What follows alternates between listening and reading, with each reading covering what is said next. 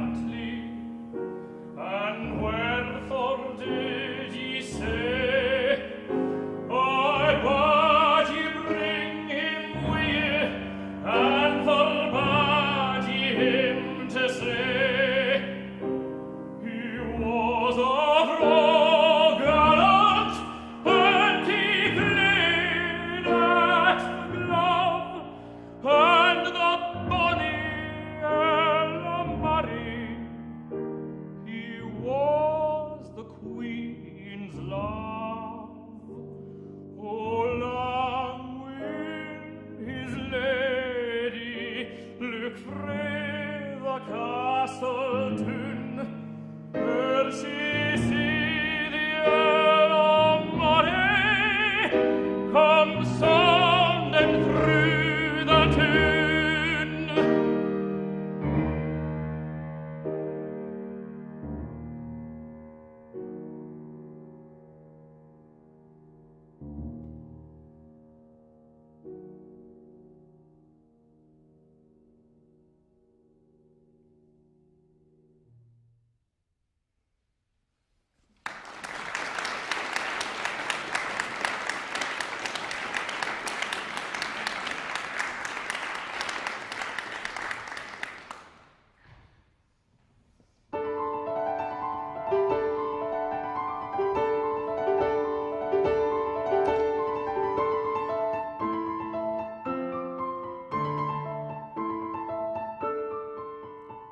The piper came to tune, tune, tune. The piper came to tune, and he played bonnily. He played a spring the lair to please, a spring when he free on the seas, and then he gave his bags a wheeze, and played another key. And wasna he a rogie, a rogie, a rogie, and wasna he a rogie, the piper of Dundee.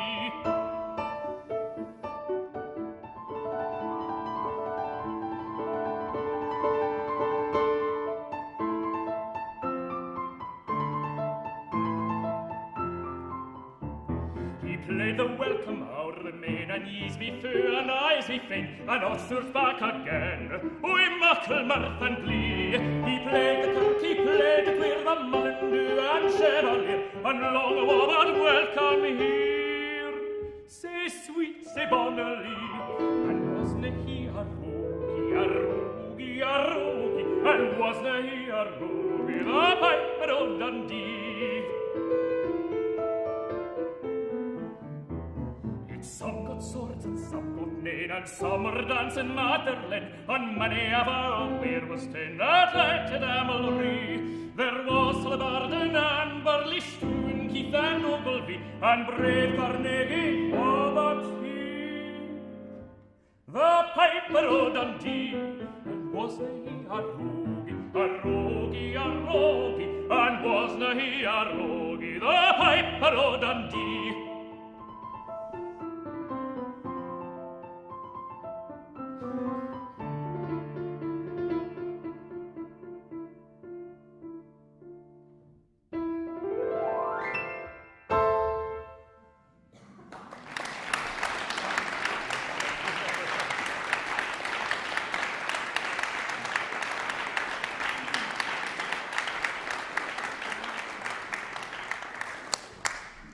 Ladies and gentlemen, good evening and welcome to the McPherson Recital Room here in the Laidlaw Music Centre. Of course, I hope the message has got to all of you, in fact, but in case it hasn't, of course, this is not what you were expecting. We were expecting to have 22 world premieres of new Scots song arrangements with Jamie McDougall. Jamie, unfortunately, has COVID, and I send my best wishes to him. We are streaming this, and I am of the understanding that he is watching from his COVID bed. So, Jamie, get well soon. And for those of you who also haven't seen the message, we do have a new date in place. So it would be wonderful if you could join us back here in this very place on the 9th of December, Friday the 9th of December, where we'll give the world premiere another go. But of course, it's really wonderful to be able to present something to you, and we are huge hugely grateful to Seamus Begg and Scott Mitchell, who will be performing for you this evening and taking us through this journey to discover the songbook, to discover bits of the songbook, and really to discover the different traditions that we're drawing on to present this songbook. Alongside me is Marianne Kennedy, who is one of our composers and a dear friend of the festival. And also on my left is my colleague Chris Bragg from the Music Centre here in St Andrews. And I'm going to hand over to Chris, who's going to describe where our idea came from and take us on the start of this journey. Amanda, thank you very much. It's lovely to see you all here, and thank you so much for being with us for this slightly impromptu event. I should say that the two songs you have just heard Seamus sing form part of a broader tradition, what we might call the drawing room tradition of Scots songs. First, the Bonnie Earl of Murray as set by Benjamin Britten, and then a surprise to us, certainly, this arrangement of the Piper of Dundee by no less a figure than Ottorino Respighi. I had no idea until this week that Ottorino Respighi set Scots songs, but you've just heard one, and I hope you agree it was well worth hearing and gives us perhaps a little taste to explore the others. The concept behind this songbook is something quite new in a sense, but it also honours a legacy of Scottish songbooks as edited by such luminaries as George McVicar, George McPhee, and St Andrew's own Cedric Thorpe Davy. Our concept, however, was a little different, a collection in which the piano accompaniments are much less Spartan than in those collections, and indeed those piano accompaniments provide a broad variety of musical jackets in which to dress these songs. So this is an art song collection in that drawing room tradition I just mentioned, a drawing room tradition which includes such figures as Haydn, from whom you'll hear later, Britten, from whom you've already heard, Beethoven, etc. And of course this gives rise potentially to some tension between art music and the broader social context of the original material, something we'll explore a little bit later in this presentation. It's also, it's worth saying at this stage, the first art song collection in which Gaelic songs appear alongside songs in Scots. So we began by inviting a group of well-established Scottish composers to contribute arrangements of songs of their own choice. And these include Sir James Macmillan, as well as Eddie McGuire and Mary Ann Kennedy, both of whom I'm delighted to say join us this evening. Mary Ann's contribution as a leading authority on Gaelic song and culture, as well as a distinguished composer and performer in her own right, was essential for the absorbing of the Gaelic songs into this collection. 2 years ago, I think to the very day, more or less, I stood on this stage in an entirely empty room at the height of the pandemic, and thanks to the miracle of live streaming, invited Scottish and Scottish-based composers to submit proposals for the song that they wanted to set and how they would go about it. We were especially keen to maximize the variety of approaches and to embrace the musicians from both art and folk music backgrounds. And I'm very glad to say that the collection, as it has turned out, will feature arrangements by composers at every stage of their careers and from the breadth of backgrounds that we had hoped to embrace. The applications were assessed blind by a panel, including the invited composers, by my colleague, Artistic Director of St Andrew's Voices, Amanda MacLeod, and by our founding Artistic Director, Sonia Stevenson. I wonder whether Mary Ann might like to jump in at this point and perhaps just comment a little bit on the process from your perspective. It was a really exciting invitation, I have to say, to have a songbook that occupied the space that I guess I feel that I occupy myself, sitting between the worlds of classical music and the traditional music that I was brought up with. And to have such an open, inclusive and collaborative approach to how those worlds might work together was really exciting. And that was apparent from everything that Chris and Amanda said about the project from the very beginning. What excited me also, as well as this cross-border, in fact, just dissolving the borders, was how embracing it was of musicians at all stages, whether it was established musicians exploring new ideas and trying new ways of dealing with their music, or actually bringing younger musicians on, and I know that that was a really important thing to you. Absolutely, yes. In addition to Mary Ann, we're very fortunate this evening to be joined by several contributors to the collection.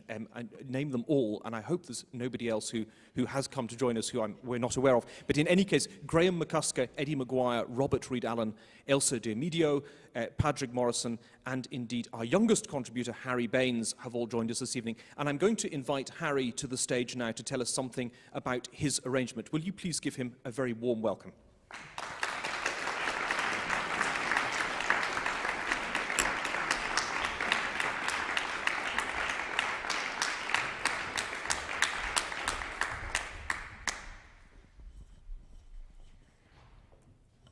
Harry, would you have a moment to tell everyone what piece you have arranged for us this evening? Is this working? Yeah? Well, I chose to arrange My Love is Like a Red, Red Rose by Robert Burns. I think it was a piece that I first heard in high school, I think. It was in music classroom, and I remember hearing it, and I didn't know what it was. And it was a violin and piano arrangement of it, and I was kind of immediately taken by it.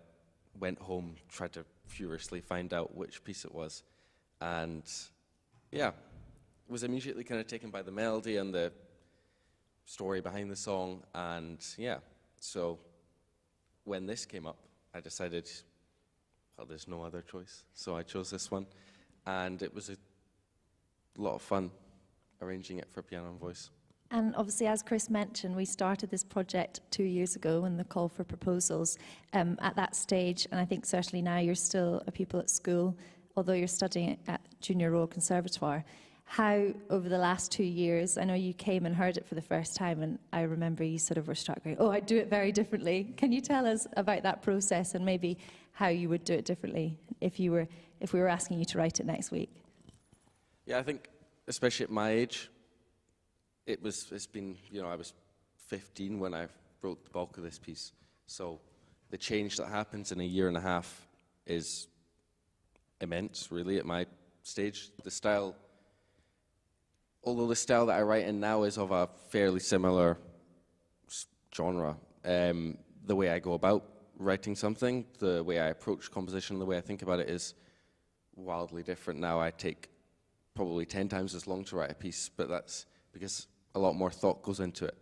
And it's quite, when I came into rehearsal, it's quite hard not to, really want to pick at things and change things. And I was given the option, to change things, and I think I decided that I want to leave it the way it was, and hear it the way that I wrote it when I was 15, 16. And it serves as a little bit of a memory of how I used to write, and in 10 years' time I can listen back and hear, that's what I used to do, how have I improved, and how have I come along. I think that's how have you evolved. Yeah. We don't do good, better, best in that particular path. That's very true. Yeah. But I think it's striking when we were looking at all the submissions. I remember your submission and your choice of song, and it did engender some debate. It was like, oh, young person picks this song, that's very popular. But actually, you proved a point by your description of exactly why you did it. You heard something with no context, and you were grabbed by it, by the melody, and then by the story. It is proof positive that these songs have substance and that people love them for a reason. So I'm really glad that you were able to put that into context for us. Yeah, it's been a lot of fun doing it, and as a young composer, kind of at the beginning of my career, hopefully it lasts. The best thing is getting to hear my music performed by other people. I've been quite lucky at my age to have had many experiences of that, and it's how I've evolved in the fastest way. Really, is by hearing how other people interact with my music and how they can give feedback. They can really just help me as a composer evolve. So shall we hear that evolving? Shall we ask Seamus to sing your song? Yeah? Perfect.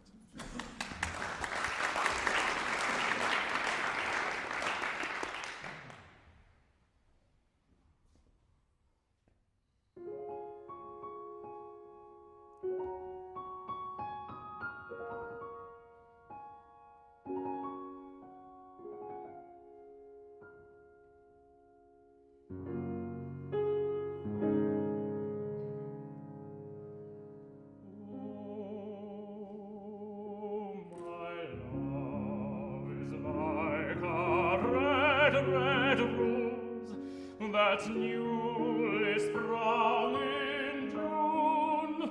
Oh, my love is like a melody that sweetly played in tune. As fair art thou, my bonny lass, said deep in love and I will love thee still, my dear, till all the seas gang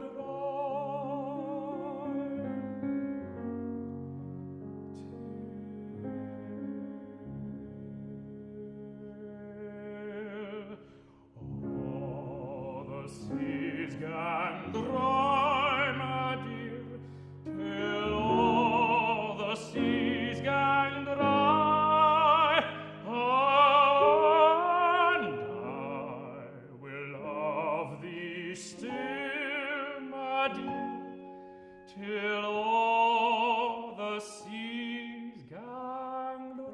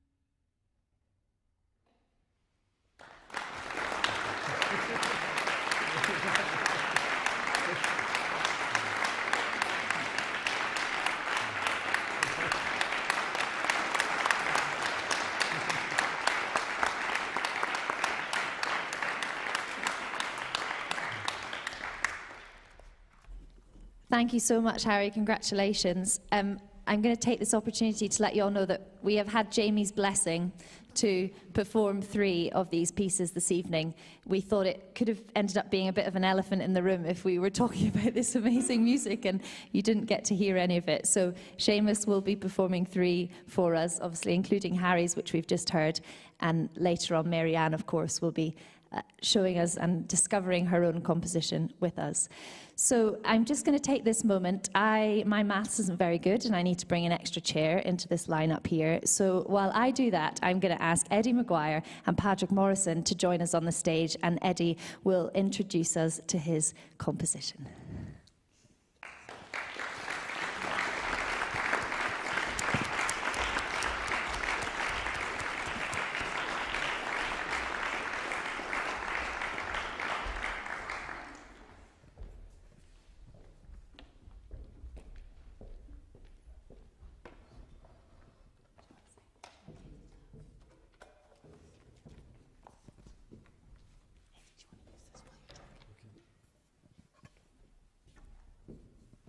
Well, good evening, everyone.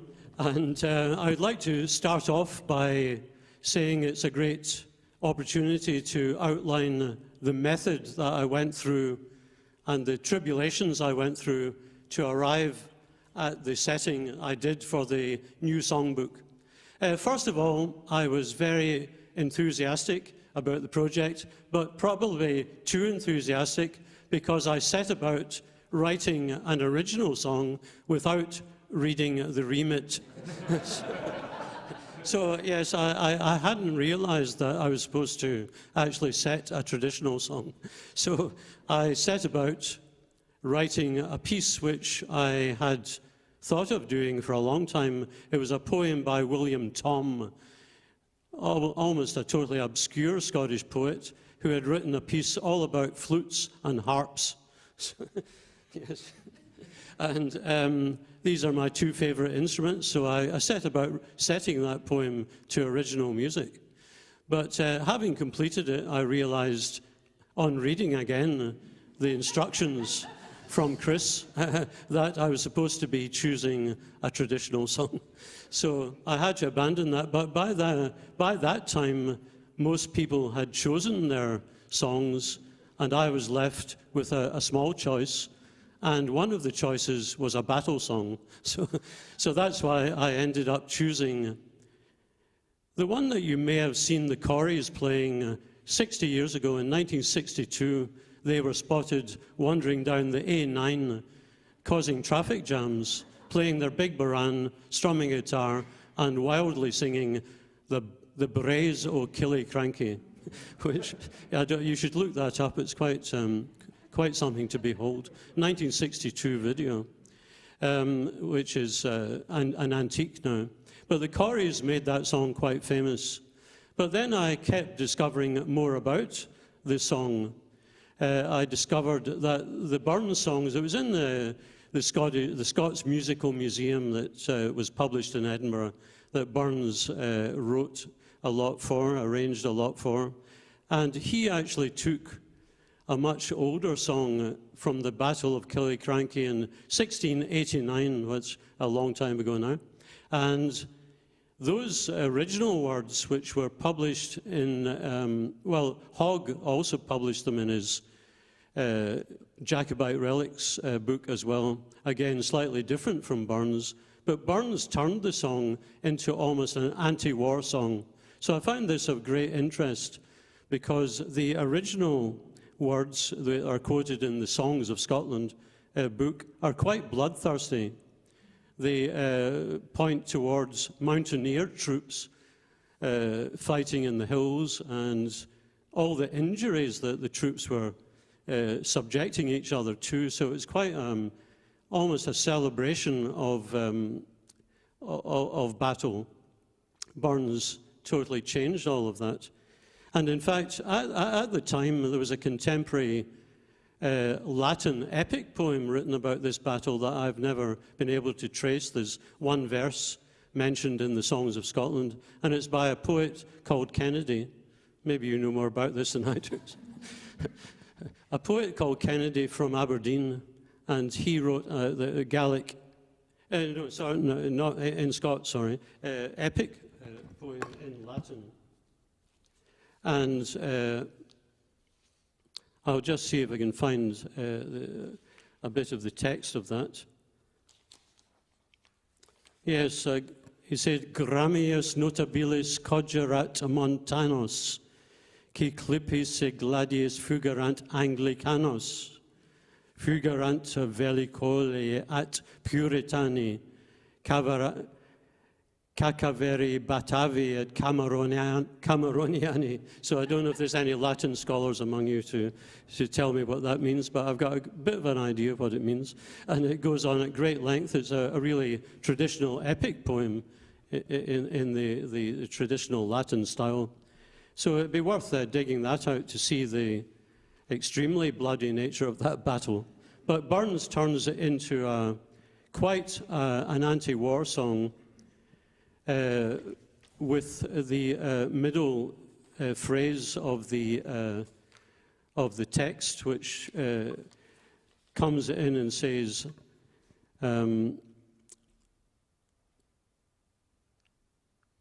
if you had been where I had been, you wouldn't be so cantio.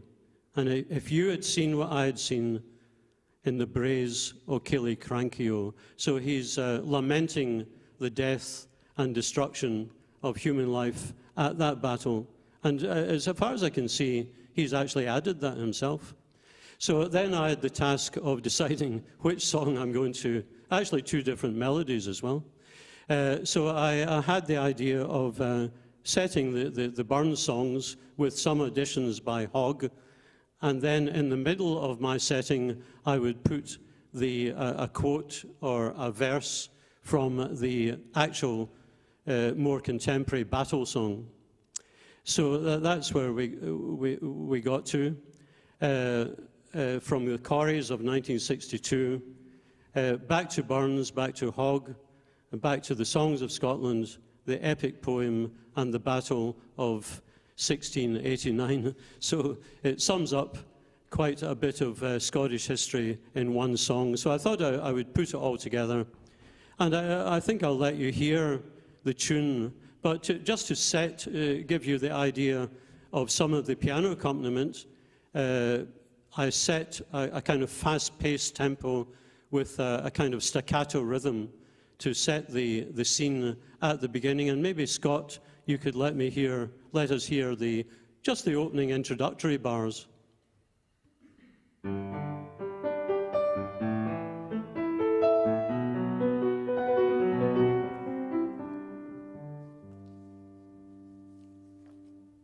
And as we approach the old words that express the actual conflict, then the music builds to more of a crescendo, and chords of more discordant character are brought into play, a bit like a Berg opera almost. But maybe you could play that little section that builds up to the central part.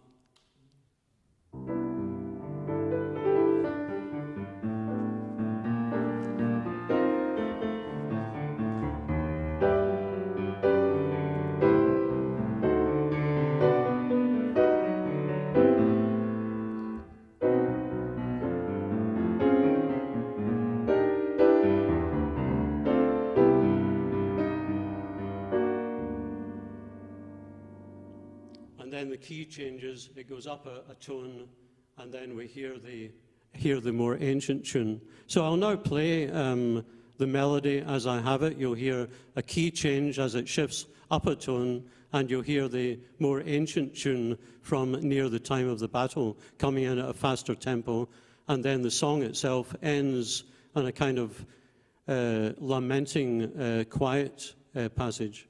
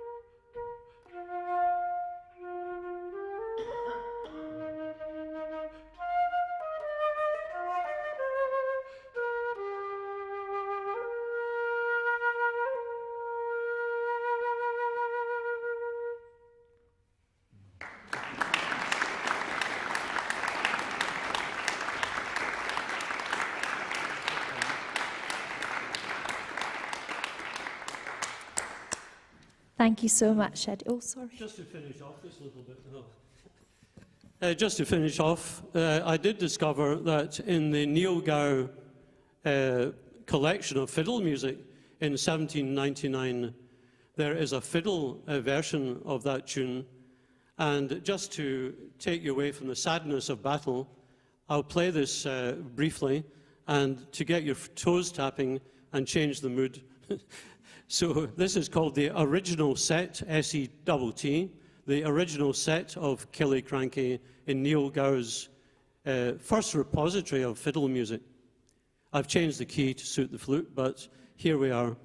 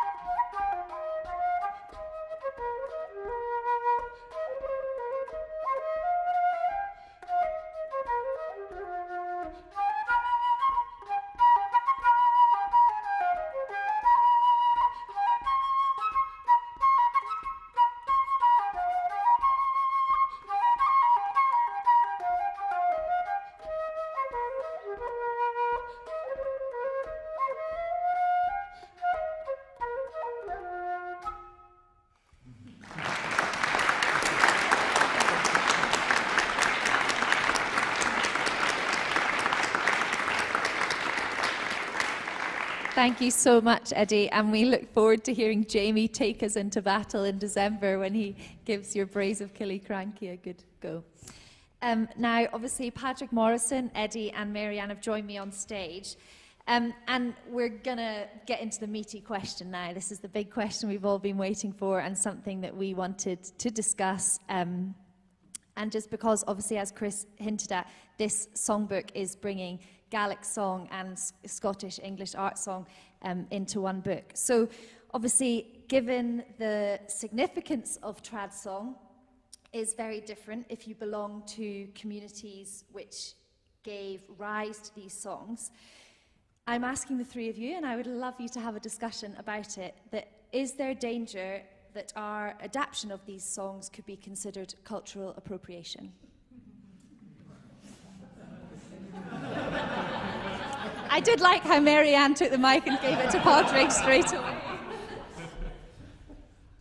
Okay then, I think actually going back to my first enthusiasm, which was to actually write an original song to add to what I consider to be a Scottish living tradition. I think in a living tradition, one can contribute to that tradition and be absolutely part of it without fear or favour. And I think, for an example, the whistle binkies that I played in, and in fact Marianne did a stint in that some years ago as well, we did quite elaborate arrangements of our own material, and we always hoped that those would become part of the traditional canon. So I don't think we're appropriating anything, I think we're actually adding. And I think a lot of the arrangements that I've become aware of so far in this book can actually become part of the tradition. I think the Scottish tradition has the ability to actually incorporate complex arrangements into its own tradition. So Scottish tradition, I would put it the opposite way, that Scottish traditional music is strong enough to actually, what was that word you were using, incorporate or acquire? Yes, the Scottish tradition is strong enough to actually incorporate these arrangements into its own canon. So it's the opposite way around. So I think I had this problem arising in my own mind. I was thinking somebody will eventually ask me this, and that was because I have spent 20 years playing with a Chinese folk music group, and actually in collaboration with the singer in that group, Liu Feng, I have written some Chinese songs. So that is that makes the question more difficult, and I have tried to answer that, but there's another place that I could answer that in. Yeah, I think the question is fascinating, and I don't think we'll get anywhere near trying to answer it tonight, and it'll rumble on for some time, but I think it's very important that we raise that question, and that was something that was very exciting about this evening's discussion, that we can try and scratch the surface on that. I think what Eddie says there about the strength of the tradition and traditional music is something that I wanted to pick up on, and in the piece that I've written for the collection is trying to engage with more of the depth and intricacies within that strong tradition that we have in traditional music, because I think it's fair to say that there have been instances historically where the drawing room arrangements or so may be based, for example, on a transcription, on a source of a score, which in the case of traditional music often only captures a certain percentage of the intricacies that are in it, be it the flow, the pulse, the ornamentation, and the kind of internal rhythm within it.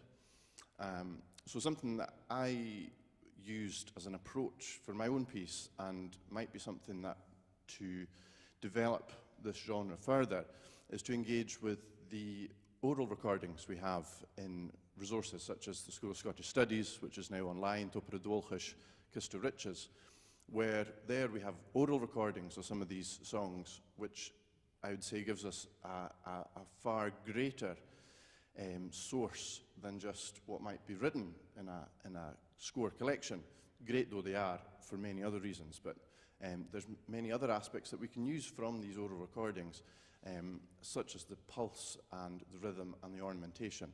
And that maybe goes some way to engaging in other elements to a deeper degree than some previous arrangements.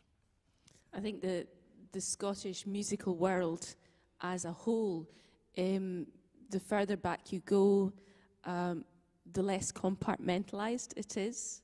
If you go back to Neil Gow, you're going into the realms of fiddle and cello playing for dance music, and something that comes much, much closer to its Baroque origins. So the roots are there. When we're dealing with the classical, with the Gaelic repertoire, I think it's important for people also to remember that you're not necessarily dealing with a folk culture. You're dealing with the entire spectrum of the lightest of vernacular comic and dance and light entertainment songs through to the greatest of what we consider our high classical repertoire, in especially Padruig and the Oren Moda, the big songs of the Gaelic song repertoire. So I'd say, and I am with you all the way here, we have an open door policy, and the Songbook has very much done that. I've been really impressed by the care and empathy that the composers have had for the songs across the board, but especially with the Gaelic songs, because those are the ones that I've been most closely involved in. We have 3.5 Gaelic speakers and 3.5 non. One who sits in the middle but understands a great deal about the nuances of the Gaelic tradition. And each one of these approached their song with care, going in behind the story. As you heard with Eddie there have been several people who've taken that approach, who've taken from different sources and distilled them to create a synthesis that represents more than just one version of the song. But there are elements, I think, where in the 21st century of art song, that the classical music world is grown up enough to appreciate that there is nuance in the way one produces the words and the way one produces the voice that creates a true meeting ground for those two worlds. I don't know how you guys feel.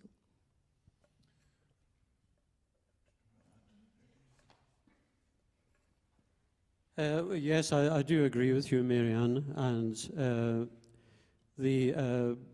probably the criticisms of Western art music that I've read in the book called Orientalism, by Edward Said. I have slightly disagreements with that, in his criticism of French Impressionist music treating, say, Oriental influences. I would rather look on them as genuine inspirations and not appropriations, so that the music produces an art work that is inspired by and is not really part of the folk tradition, but becomes an object a thing of in its own. its own Sure, right. absolutely, I'd go with you. But I'd say the 20th century especially was one where anybody that was coming from knowledge of or growing up in one of the indigenous traditions had to do an awful lot of walking towards the classical end of the room. And I guess for me, Padruig agus Morrison and your own research is germane to this discussion, that the middle ground is a genuine middle ground now. Yeah, absolutely. And so I think where we're at now, and what I was really excited about, as you mentioned there, my own doctoral composition research that I'm doing at the moment, which is very much based on the synthesis of these genres, but within the 21st century art music tradition that we're in, that this songbook collection was inclusive of the art music aspect as well, and very much like what you say, Marianne, the point that we're at now, there is so much interesting research that we can do that really bridges new areas between the two genres. The whole middle ground can be explored. Like you say, there have been very mixed feelings historically, and quite a lot of distance at some points, and now we have such a great, exciting opportunity to find these meeting places through new techniques in the contemporary genre, which I think Indigenous communities, Indigenous audiences can feel a lot more inclusive about. Well, thank you, Padruig, agus Eddie. Padruig mentioned the use of archival material and fieldwork recordings, especially from Topuridolchish, which is the digitized portion of many of our precious archival resources, and especially that of the School of Scottish Studies at the University of Edinburgh.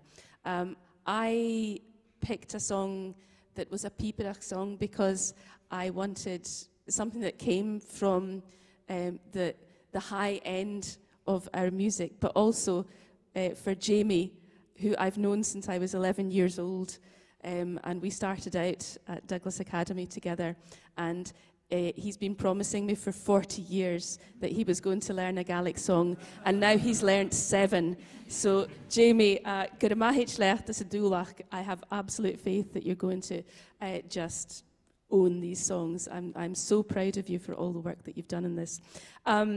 So the other reason that I picked Call a Maroon, which is the piper's warning to his master being called Kitto, an infamous reaver of the West Coast.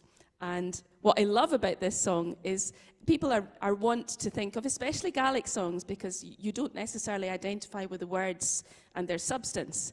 Call a Maroon, this sort of legendary, almost pirate-type person. Now, he's actually mentioned in news articles. So he's a real person, and he appears in print, and he's real history.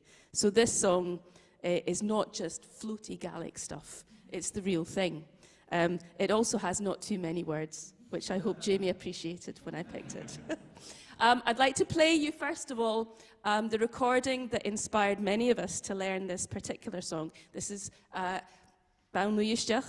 Mary Morrison singing the song version of Call a Maroon.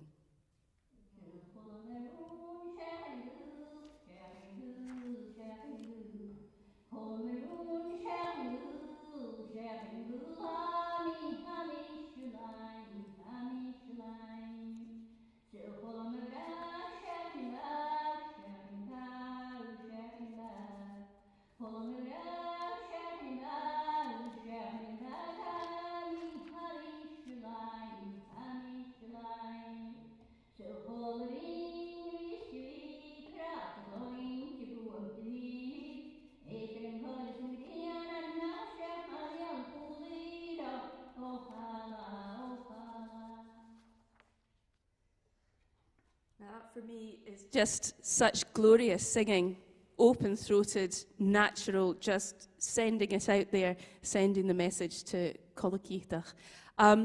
While I was researching this, I was wanting to find the story, or as close to a true record of what happened and where.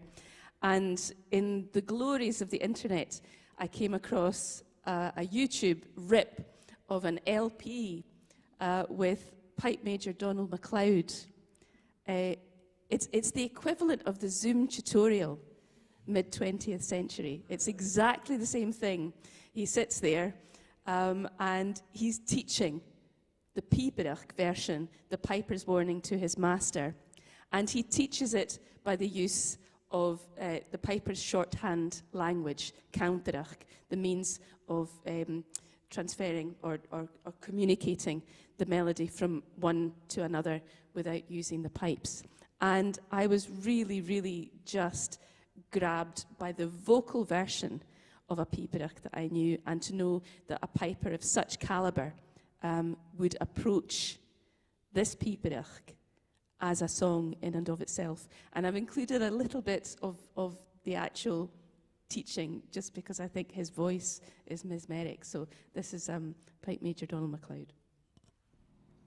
Where I play the King's E to low G, for instance, at the beginning of both lines 2 and 3, I elevate the cadentia E and shorten the parent low G. Line 1 might sound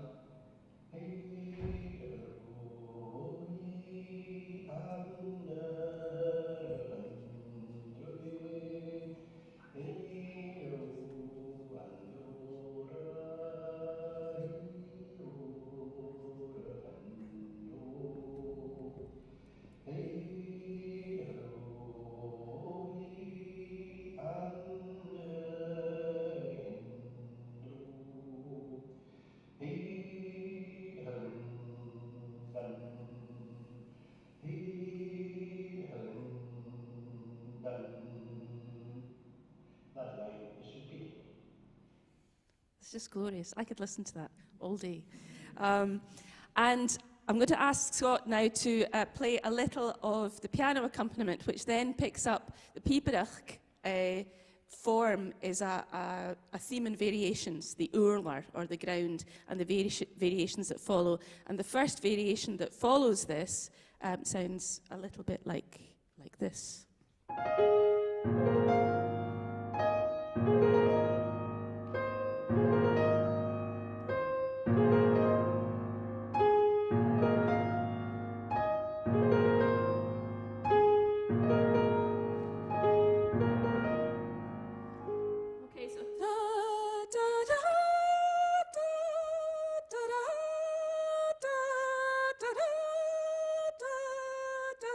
You can hear the melody of the ground coming through, but also going back to the song itself. And so I pulled all of these vocal inspirations into quite a spare arrangement and left it to the layering of these different elements to create the arrangement.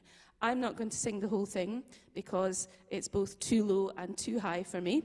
I left it in the pipe key because I wanted it to connect. And also it just sat at the very top level of Jamie's range before it went into full-blown opera. And I think it's really important to think about what kind of voice you use to communicate this, to help inhabit that middle ground. So I'm going to sing my singing leader, singing the tenor parts when people are learning the voice down here. So if you listen very carefully, because it won't be very big, but it's better than listening up there. So I'm just going to sing the latter part that lets you hear the song, the variations, and the original Counteracht of the Urlar, because I'm going to leave it to Macharich Jamie, who will give you the whole glorious Colin Maroon on December the 9th.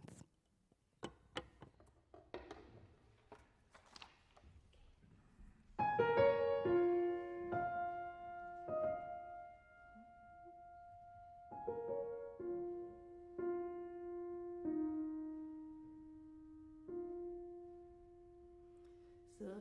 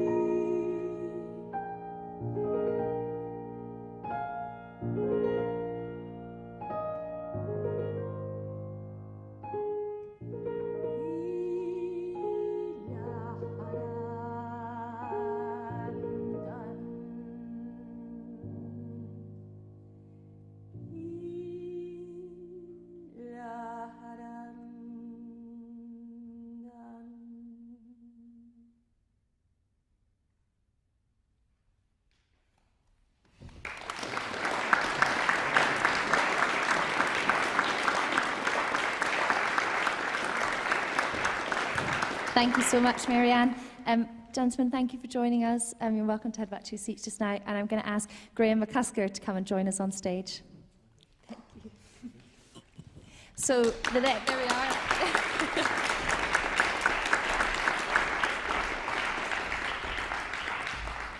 So we've got a few more songs to hear, and then, yeah, we'll wrap up the evening. But Graham is joining us on stage, and I found out yesterday that actually Graham and Seamus know each other from, I think it was Royal Northern. And actually before, I think we were in the National Youth Choir of Scotland when we were about 16. Oh, there we are. So it's been a long time. So, as lots of you know, the music world is a village. Graham, can you tell us about the piece that you picked to set and arrange, and give us a little bit context to it? So I chose to arrange a song called Caller Heron, and I first was introduced to this piece by my mother, sitting in the audience. I won't look in the direction, because you'll all look. Anyway, so, and I have to say, initially I wasn't really drawn to it, because I didn't feel it was really written for the voice. Then I learned that was true, as some of you may know. The melody was written originally by Nathaniel Gow, and he was a fiddle player, I believe, and his father was also, and that made a lot of sense to me after I got to know it, but then we thought it was a good idea, didn't we? So yeah, so then I thought, how do I approach this? I did a little bit of research, went to the internet, as people do, and books, which people still read, I think, and I found a lot of interesting information, put it all together, and the most interesting piece of information I found, it wasn't information, I guess it was a YouTube video. And my dad actually is a big fisherman, and always talks about fish. In fact, I'll digress for 1 second. And we had a car as youngsters called we named it the Fishmobile, and it was this Rover Metro, if you know what it is, this tiny little car. You know, it was a little white rusty bucket. Sorry, Dad, if you're watching. It was awful. I told everybody at school it was my uncle's, you know, because we'd be seen getting out of the car, and they were like, "That's awful, that." Anyway, it stunk of fish. Anyway, so maybe I've got a love for fish deep down. But anyway, so we're drawn to this piece Callaghan. And I found this YouTube video when I was starting to write this for the book. And actually, incidentally, I should fill you in, I initially wrote my proposal wrongly as well. I did an original composition and had to repick one. So anyway, so Callaghan. And I found this YouTube video of lots of herring jumping around in the water. And that actually inspired me, because apparently they all travel in schools, these herring. And I found that also interesting. And there can be a lot of them, shall we say. And so I found this YouTube video, and they're all, if you type in herring jumping into YouTube, you'll see where the inspiration came from initially. And they also get called silver darlings herring, which was another inspiration to writing the piano accompaniment. And in the YouTube video, you can see them all splashing around and jumping around and having the best time of their life, honestly. It was brilliant. So I wanted to try and bring that life of the fish into the accompaniment, as simple as that. And then from that, I wanted to try and have a slightly offsetting rhythm against this to try and describe, I suppose, a little bit of the herring's life against what was trying to be described with the words. And I guess it began from there. Seamus.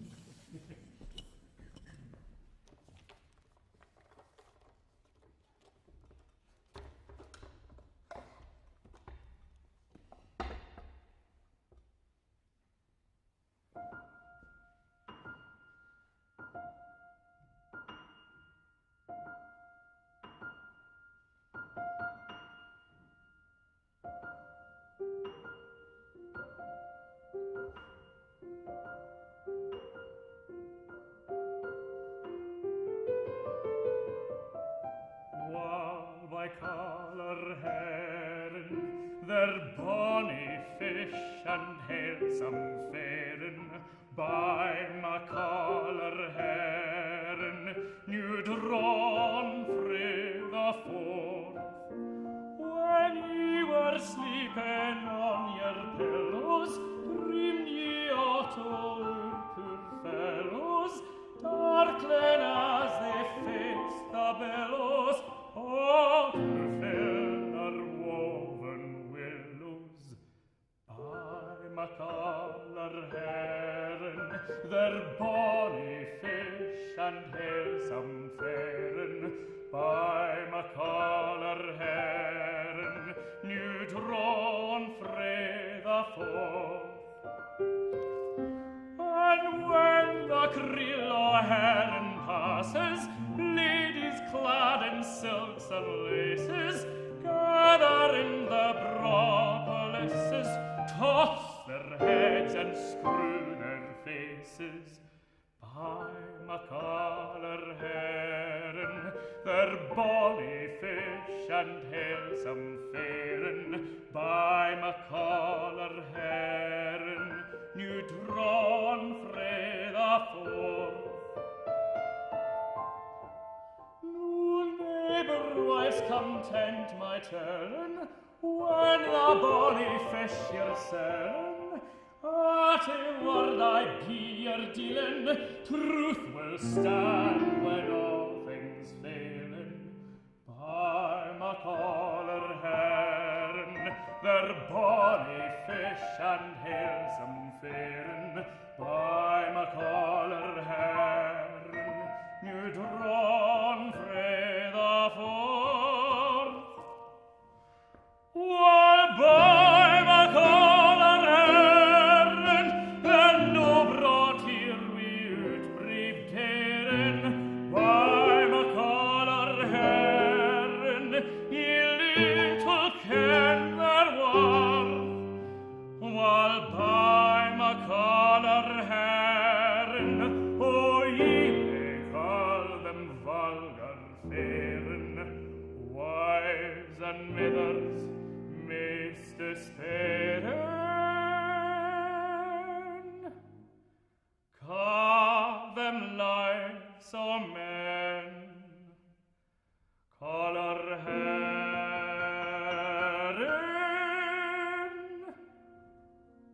color herring.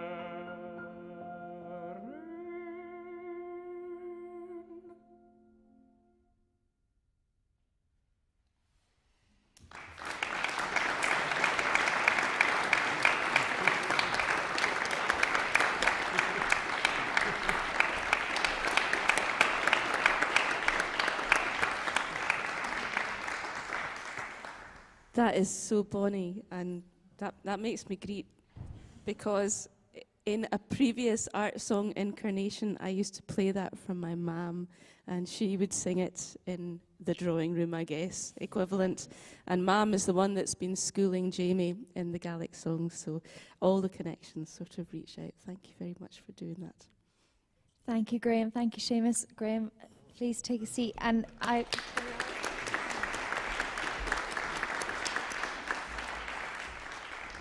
I'm going to ask Robert and Ailsa to join me on stage, and we will meet two more of our composers and discover a final composition. Oh, daring. There we are. I should also say, on the note of the music world being a village, so Amanda and I went to school together, sang in school choirs together. I also sang with Graham McCusker in Nikos. And Seamus, am I right in saying you've just come off a run at the Royal Opera House in Oliver Leith's opera, which I saw last weekend? So I saw you as a Mormon missionary and in a dress. So I feel like we know each other very well already. So there you are. Well, there we are. Rob, you have the microphone, so tell us about the piece you've set and how you came to set it. Yeah, so the song I chose to set is Coulter's Candy, also known as Ali Bali. So the song's a street song. It was written in the 19th century, and I have the earliest memories of learning that song in primary school, even before that. So it was quite important to me, actually, on the note of not culturally appropriating. I thought it was quite important that it was a song that I sang as a kid, that really I felt very connected to. And actually, the setting that I chose is very nostalgic. It's quite sort of floating. I haven't changed much about the melody, but what I have changed is the rhythms. So in the song moves between compound time and simple time every single bar. So you go from counting in threes in one bar into counting in fours in the next. So I've given Seamus and Scott a bit of maths to do on stage. But it basically gives the song this constant feeling of kind of ebbing and flowing. And the piano also never plays on the downbeat. So it only fills in the quavers. And we kind of never quite get this sense of landing. And hopefully that gives the song this sense of floating, the sense of never quite arriving. And hopefully it's quite nostalgic. I think that was what I was really going for, because what's a nostalgic song for me. Thank you so much. And Ailsa, I'm right in saying that the song you chose to arrange is also a street song, but from a different location? Yes, it's from Dundee. I suppose my contact with traditional song was in car journeys in the 1970s with my father, who would sing anything and everything, and he was a Dundonian, and he also liked funny songs and bothy ballads and things like that. So when I was researching, when I was thinking about what to do, I was drawn back to a collection of Dundee songs recorded in the 1980s. Called Course and Fine, and one of the songs on it is called The Beef Can Close, and it is a funny song. It's got a great story. It's about a laddie who comes in from the countryside, and he meets up with a girl, and he's at risk of being robbed blind, but of course he's been even more cunning because he ties his money in the tail of his sark, in the tail of his shirt, so he comes out all right at the end. When I was thinking about what to do by way of the piano arrangement, I thought a lot about the story because it's a really story-driven song, and I wanted the accompaniment to reflect that. And I was also thinking, in the back of my head when I was hearing it, I was hearing country dance tunes in the background as well. And I'm sorry, I've been writing. I got out my violin. I got out my fiddle and wrote some of the lines there before going back to the piano. So, yeah, that's how it all came about. Brilliant. And so throughout your process, Ailsa, I'm aware, I should set this the scene that a number of our people in the collection had support when they were writing. They had guidance from Tom David Wilson and various other people, including Marianne, has supported the people who have set Gaelic arrangements very closely. So thank you for that. Ailsa, could you tell us a bit about that, let's say, educational journey? No, that was wonderful because I am a very, very old beginner. I decided that I wanted to start composing in 2019. You know, and I'm just short of my 53rd birthday, so a very, very late starter so far as composing is concerned. And one of the really nice things about this was that it was something that, you know, new composers without an age limit could get involved in and be mentored in. And working with Tom Wilson was absolutely fantastic. It made me plan perhaps more carefully than I normally would. I had a wee table with what I was going to do with each verse that I perhaps wouldn't have done otherwise. But he really, really challenged me, particularly around things like modulations. You know, go away, think about how you're going to do that. And I did, and that was great. And it was also really helpful from the point of view of just getting to a properly finished product, because you know, I suppose an amateur composer in my position, there's a terrible temptation, you know, not to put in all the detail because you're not quite sure what's going to happen to it. And he really helped me with that.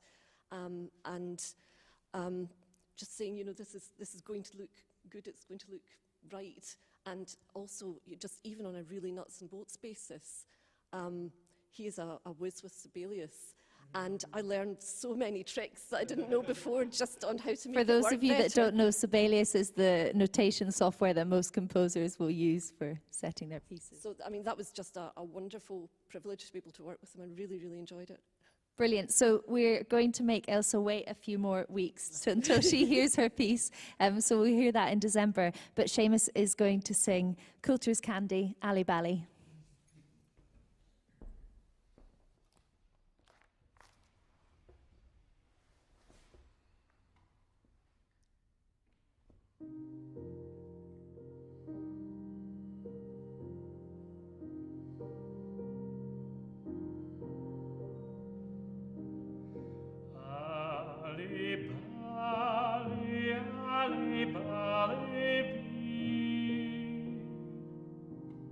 Sitting on your mummy's knee, greeting for a wee Bobby, to buy some Coulter's candy.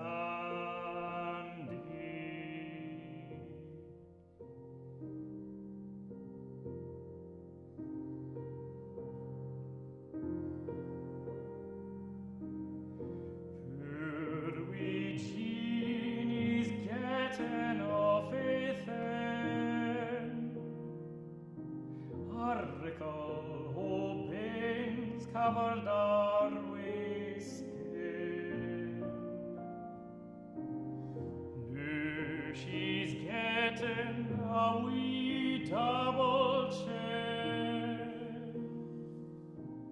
Frae sucking Coulter's candy.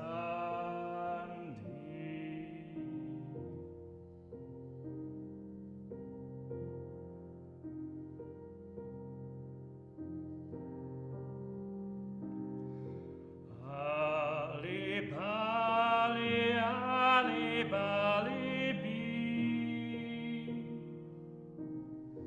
When ye grow up, you'll gang to sea, and bring him pennies for your father and me, to buy some Coulter's candy.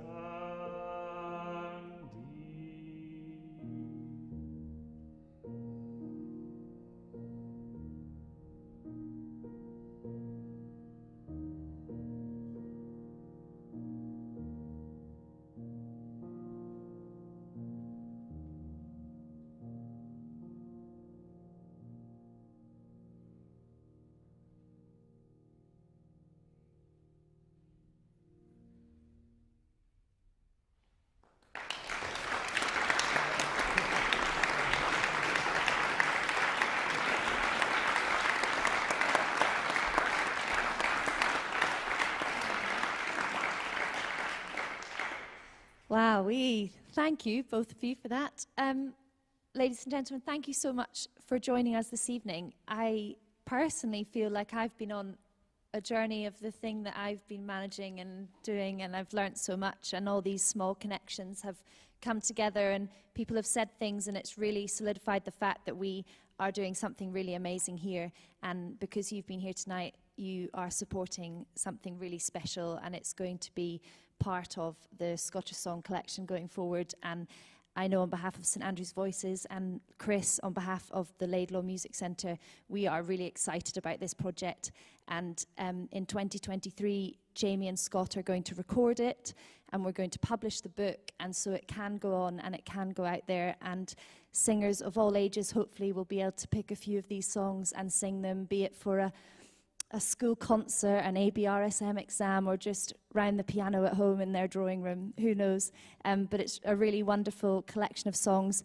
Congratulations to the composers who, Harry, Bob and Graham, we heard your songs this evening, and they'll get there. Another run by Jamie in December, of course. And Seamus and Scott, thank you so much for coming and stepping into Jamie's shoes and allowing us to give this glimmer into Songbook this evening. So Seamus is going to close the evening with one last song. We're going to go full circle and go back to that drawing room tradition, and he's going to sing Haydn's version of A Fond Kiss.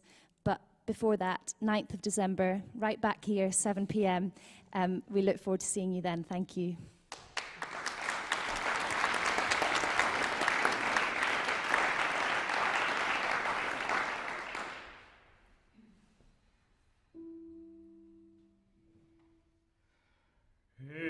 If on kiss and then we sever, a farewell and then forever, deep in heart's run tears I'll pledge thee, warring sighs and groans I'll wake thee.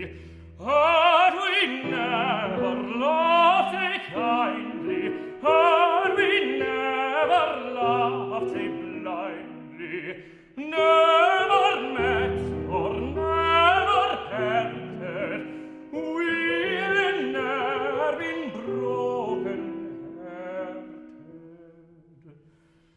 Fare thee weel the first and fairest, fare thee weel the best and dearest, thine be ilka joy and treasure, peace, enjoyment, love, and pleasure.